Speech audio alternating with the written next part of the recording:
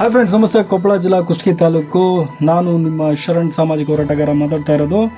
ಮೊನ್ನೆ ಕೆಲವು 4 ದಿನಗಳ ಹಿಂದೆ ನಡೆದಂಥ ಒಂದು ಘಟನೆ. ರೈತರೆಲ್ಲ ಸೇರಿಬಿಟ್ಟು ಬಾದಿಮನಾಳು ಎಂಬ ಹಳ್ಳಿ ಸುತ್ತಮುತ್ತಲಿರೋಂಥ ಎಲ್ಲ ಜನಗಳು ಸೇರಿ, ಎಲ್ಲ ರೈತಾಪಿ ವರ್ಗದವರು ಸೇರಿ ರಸ್ತೆ ತಡೆಯುವ ಪ್ರತಿಭಟನೆ ಮಾಡಿದ್ರು. ಯಾಕೆ ಅಂತಂದರೆ ಕೆರೆಗೆ ನೀರು ತುಂಬಿಸುವ ಯೋಜನೆ ವಿಫಲವಾಗಿರೋದ್ರಿಂದ.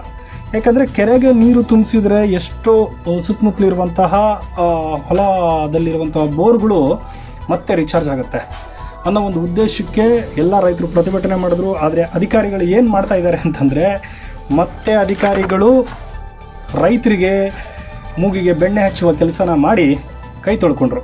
ಅದು ಇನ್ನೂ ಎಲ್ಲಿಗೆ ಬಂದಿದೆ ಅಂತಂದ್ಬಿಟ್ಟು ನಿಮಗೆ ಕೆಲವೇ ದಿನಗಳಲ್ಲಿ ಮತ್ತೆ ಫೀಡ್ಬ್ಯಾಕ್ ಕೊಡ್ತೀನಿ.